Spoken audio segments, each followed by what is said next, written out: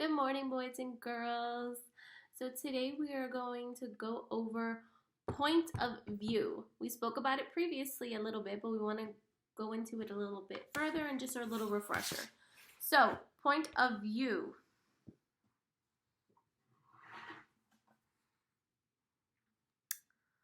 The point of view is the voice behind the story. It is who is telling the story. So we're not talking about the author. We're talking about the person in the story who's talking. So who is it written in? So what kind of voice is telling the story?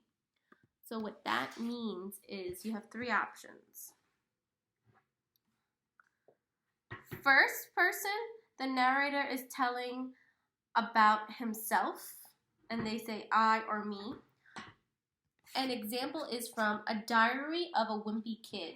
So a lot of you are very familiar with A Diary of a Wimpy Kid. And in The Diary of a Wimpy Kid, the main character is talking about his own life.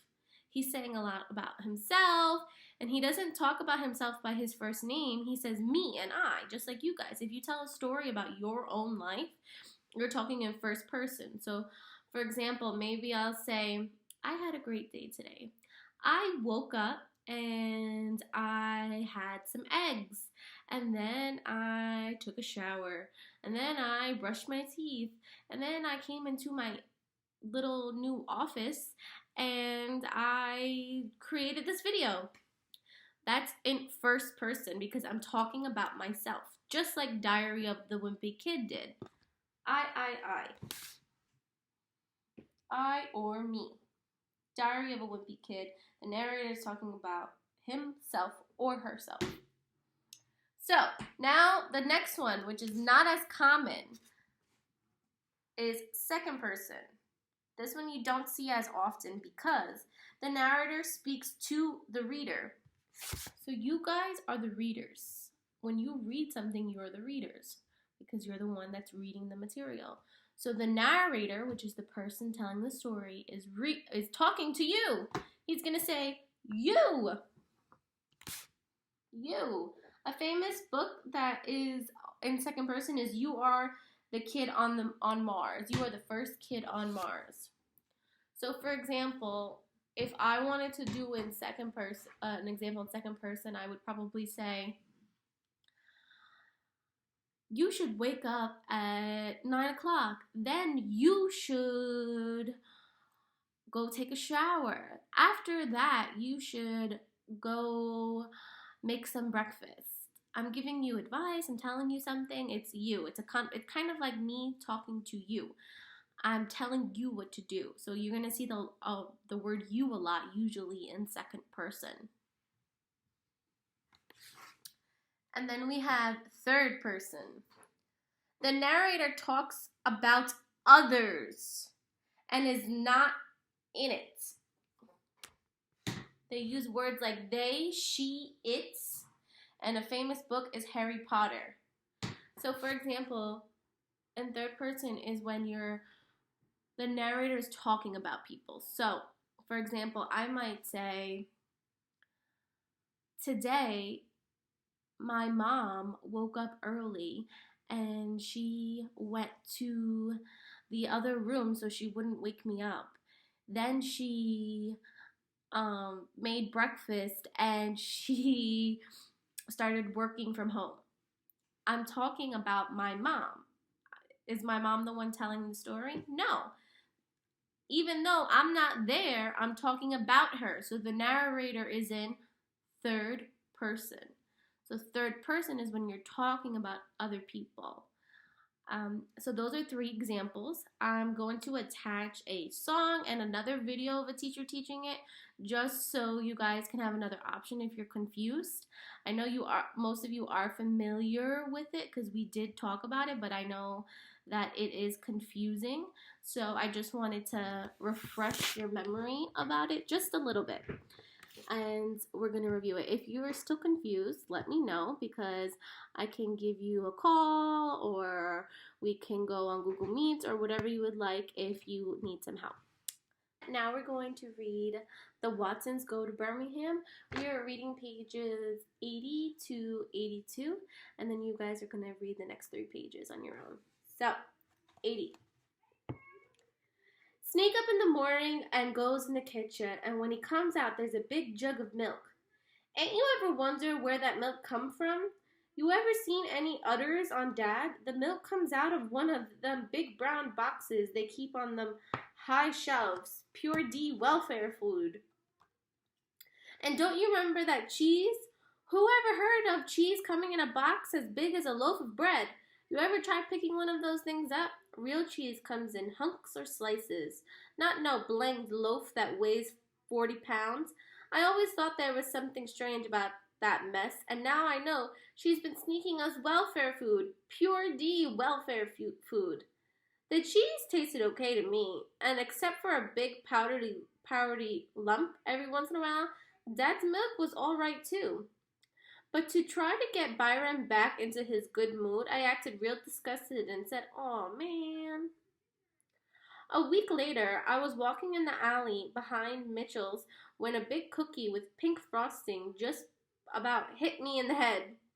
It went by like a little flying saucer, then crashed in the dirt. I looked all around and didn't see anybody, so I put my hands over my face and stood still because I knew if something weird like this happened once, it usually happens again. Sure enough, another cookie hit me right in the back and a big laugh came out of the green apple tree. Byron. He dropped out of the tree like a superhero. He had a great big bag of cookies in one hand and a green apple with a giant bite out of it in the other. Want some? I tipped the bag of Swedish cream cookies at me. I knew this was a trick. The bag must have been empty, but I looked inside anyway. There was still half a bag of cookies. Thanks. I grabbed 2 of the cookies and looked at them real good in case Bai had put bugs or something on them. They were clean, but I still kept waiting for the trick. Why would Byron waste 4 good cookies on me? Man, Swedish creams have got to be the best cookies in the world. I gulped them down and wiped my hands on my pants. I couldn't believe it. Bai tipped the bag at me again. He jumped up and snatched a green apple off the tree, checked it for wormholes, then handed it to me. You best eat some of this. Them Swedish creams is good at first, but they get kind of thick in your throat after a while. Byron was being too nice to me, so I knew something bad was about to happen. Then I noticed a crumbled up Swedish creams bag on the ground next to the tree, and I could figure out why he was being so generous. He'd already eaten a bag and a half. A bell went off in my head. I knew now why he'd been so excited and happy that he found out about getting free food at Mitchell's. But Bai was signing up for stuff that Mama and Dad didn't even know about. It was like he read my mind, because I was just about to say, "Ooh, bye," when he stopped being friendly and crossed his eyes and said, "Don't even think about it, Poindexter. You ate 2 of them yourself, so quit wasting my cookies and just shut up and enjoy what's left." He tipped the bag at me again. He had me, I couldn't tell on him, or else I'll be in just as much trouble as he would. I took another one. Bai went over to the green apple tree and slid his back against it, and he was sitting down. I did the same thing right next to him, and we sat together munching. I wasn't used to being this friendly with Byron, so I guess I was kind of nervous and didn't really know what we should talk about. Bai just sat there chomping down apples, so I tried to think what him and Buphead would talk about. So when they sat around like this, finally I said, "So, Bai, how about you and me doing a little cussing?" He twisted up his face and said, "I thought I told your jive little self to shut up and enjoy the damn cookies. Now do it." I got a huge smile. This was a perfect day, but like always, Bai ruined it. Look, he pointed up at a telephone wire where a big bird sat. The bird was about the size of a pigeon and was grayish-brown with a long pointy tail hanging underneath it. Bai jumped up and said, "That's a mourning dove. They're the coolest birds in the world. Don't nothing shake them up. Bai threw Swedish cream at it. The cookie zipped right by the bird's head, and all the bird did was raise its wing once and looked behind it. He threw 3 more cookies at the bird, and it still didn't move. So you guys are going to read the next 3 pages on your own. You let me know if you need anything.